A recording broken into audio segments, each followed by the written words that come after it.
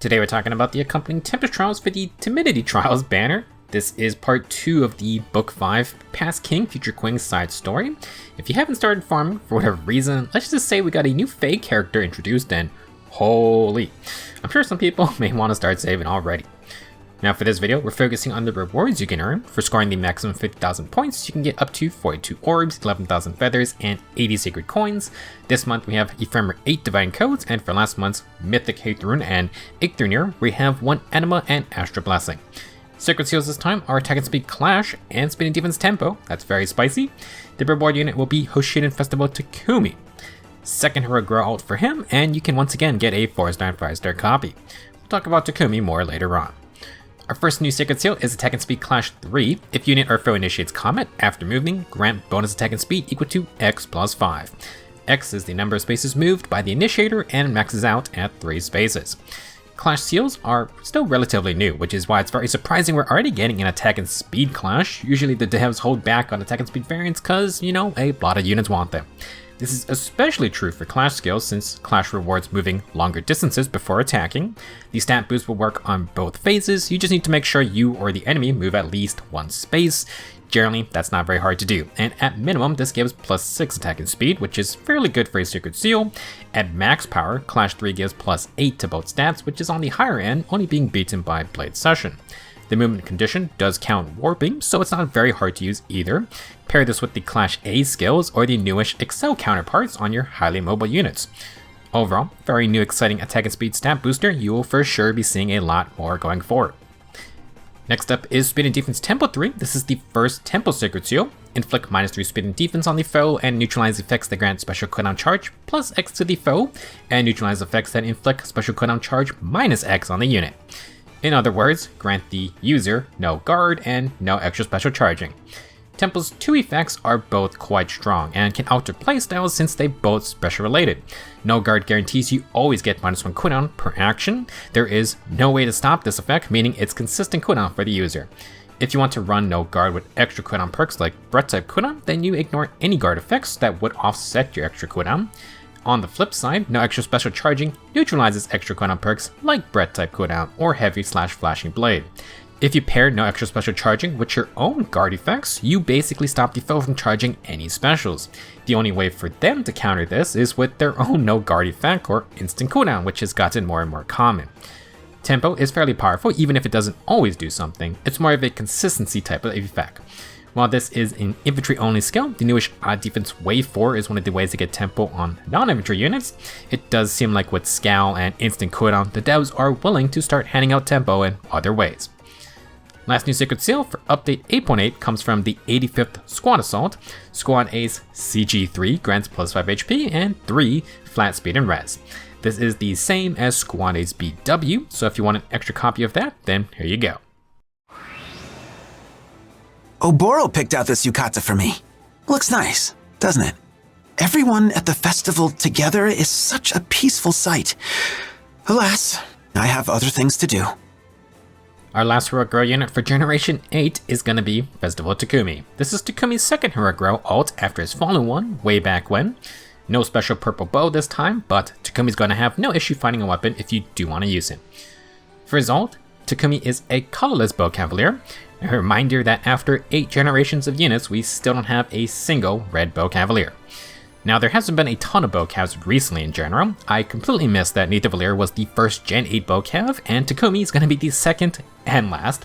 We haven't gotten a free-to-play Bow Cavalier in over 2 years, so if you want to build one, then Takumi might be the only modern option for quite a while. Now for stats, Takumi has 40 HP, 42 attack, 46 speed, 28 defense, and 23 res. Pretty solid for an offensive archer, and Takumi has attack and res super boons. For his enhanceable bow, Takumi has the Stall Game Bow Plus, 12 might every turn. If above 25% HP, grant a plus 6 attack field buff, and the free fall upon initiations status to the unit for 1 turn.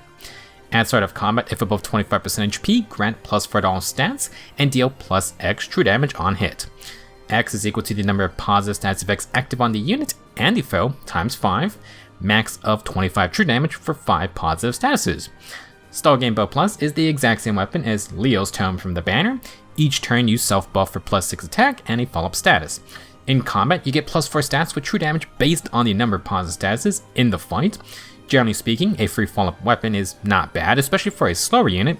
I think it's a bit of a waste on a pretty fast unit like Takumi, but it can counteract one follow-up denial, then if Takumi outspeeds, he'll get the double. If you can stack statuses, 25 true damage from Inheritable, pretty dang good. This is a decent player phase weapon, all things considered. For the rest of his base kit, Takumi's not exactly offering a lot, except for one use. Shove is his assist, which can be used to trigger defensive res snag 3. This snag is only found on Wolf otherwise, and there's no tier 4 yet. Snags might get some extra use, maybe with Hatred, but with general use, the B slot is just too competitive. Takumi's other skill is Rouse Attack and Speed 3, plus 6 attack and speed buffs when solo every turn. It would be a shame if Takumi already had an attack field buff. Well, round skills have been pretty much phased out in favor of Alarm and Insight. Those two are just easier to use. Takumi will be the second free-to-play source of Rouse Attack and Speed, so if you want those Alarm and Insight upgrades, then he can be a valuable unit just for that. In terms of gameplay, not a great base kit. Probably shouldn't run a self-buffing skill that is half useless thanks to your weapon. If you want to merge up Takumi, the Neutral Nature will give him +1 HP, attack, and speed. That's quite fine, but if you want to use trade fruits, then Takumi's attack speed boon will be nice, or a little extra speed doesn't hurt either. If you want some extra kind of bulk, you can also get the res super boon. For some free-to-play comparisons, there are 6 other free-to-play bow cams available. Half of them are green archers. All of the bow cams pretty much follow the same offensive stats trend with good speed and not the greatest offensive stats. Bridal Luis is the only one to break 30 res, and Python's still the highest defense option. Almost everyone here will hit 40 speed with Dragon Flowers, and only Summer Leone cracks 40 attack. Sadly, she is no longer the top of the free-to-play tier, since Takumi basically smokes everyone here. 3 more attack, 4 more speed than Leone, with defenses not that far behind to make any kind of major difference. Unless you stack % damage reduction or go heavy survivability setup, most of these units will fold quickly in 1 or 2 attacks. If you're looking for a new offensive archer project and you don't want to build one of the many new infantry ones released this year, then Takumi's in a good starting spot. For general usage, Festival Takumi is simply looking to deal a lot of damage on the player phase using the true damage and free follow-up from Stall Game Bow. The free follow-up can cancel out 1 follow-up denial, and Takumi's speed can then secure natural doubles. His defensive stats are not that impressive, so besides tanking maybe a glancing basic attack, it's probably best to just invest in more attack and speed. Stall Game Bow does want more statuses on Takumi, but you can't really get those with budget skills. You're gonna need some ally help with that. For a basic build, Takumi can go double attack and speed solo or attack and speed catch. Both A skills are on 1 heroic row unit each, but if that's too pricey for you, then good old Swiss Sparrow 2 can do the job just fine. In the B slot, using Snag doesn't really work with a player phase weapon unless someone else moves Takumi first. That's okay, but if you want a combat perk, you could run Guard to slow down specials, or maybe Desperation or Vantage if Takumi somehow gets low. Stall Game Bow has a 25 HP condition though, so balancing between 25% and 75% is kind of a hassle. The true damage does work on enemy phase, so the old Vantage Takumi technically could work here. If you want to be safe, you could try Winter Water Sweep, use the free follow-up status to cancel out the follow-up penalty, then use Takumi speed to double. This won't work if the foe has 1 follow-up denial though. Now you could also stack follow-up effects with a breaker skill. For C skills, it would be better to at least run a Rouse that doesn't overlap with Stall Game Bow's attack buff. Rouse speed and defense from Ferdinand or Rouse defense and res from Mathis could work. You could also run self wave buffs or a smoke debuff. For specials, Moonbow or Glimmer for their low cooldown, or Luna if you're feeling a little spicy. For Sacred Seals, more attack and speed won't hurt. Blade Session for max player phase stats, or Solo or Catch for mixed phase. For premium skills, Takumi has a lot of weapon options and some fun skill combos, but he also is basically shoved into a one-dimensional pure offensive role, unless you want to stack %DR with skills like Remote Sparrow, Fleeting Echo, Rash Assault 4, or Groom Alcris's Harp Bow Plus, then Takumi's probably not surviving any counterattacks. %DR is strong, but when everyone's running DR piercing builds like Lagu's Friend, then it just becomes very risky to tank hits, and Guard isn't always good enough to block specials.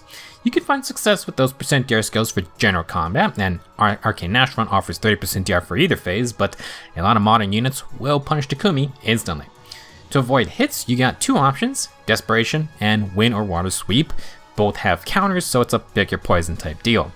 One main skill to build around is Odd Speed Wave 4. This is the only way to get no follow-up on a bow cav from a passive skill, and it fits the attack buff on stall game bow. With no follow-up, you can guarantee doubles with Desperation or the sweep skills. With Desperation 4, you can double tap at full HP if you move 2 spaces while initiating, and long range initiations are the bread and butter for ranged calves. You can use the follow-up status in place of no follow-up, but that has its risk. If you want to do that, you could slot in Insight though for an extra positive status. In the A slot, if you think instant damage is dead, you can use Verge of Death to ignore penalties being applied at start of turn. The main problem with this type of build, even with a fully powered stall game bow, is that Takumi's only DR piercing option is Deadeye. Unlike Festival Leo, who can now run Resonance for partial DR piercing on any hit, Takumi's locked to a special. If you're gonna stack statuses, cooldown support or Electronic Camilla would be ideal add-ons. Now if you want to just proc a Deadeye, Takumi has the luxury of abusing Golden Yobo Plus. He can actually move 3 spaces to get the -3 cooldown instead of relying on penalties. You can still run Desperation, but this also can be used for a one-shot type build with things like Flared Strike, if you could avoid Breath of Life of course. For some other weapons, the Odd Speed Wave plus Desperation setup can be fun with Brave Bows. Whitecap Bow is still pretty dang good against anyone not super fast. If you run White Wind Bow or Lucrative Bow, those have a no follow-up status, so you could run a different C-skill. Leonardo brought the bonus Doubler Bow if you did want to stack stats. All of these are free-to-play accessible, or at least not on 5-star only units. If you can get the Arcane Dark Bow, that will combine the no follow-up plus Desperation skill set and then add Sling. That can open up slots for other skills like Far Trace Kanto, Low Speed and Defense, or a Tier 4 Smoke debuff. Assassin Strike is still good as a true damage option as well. If you want a double tap Deadeye with Arcane Dark Bow, you're gonna need Heavy Blade or good old Emblem Marth. I would say this is a pretty good Tempest Trials overall. 2 very solid Sacred Seals with our first Tempo Seal.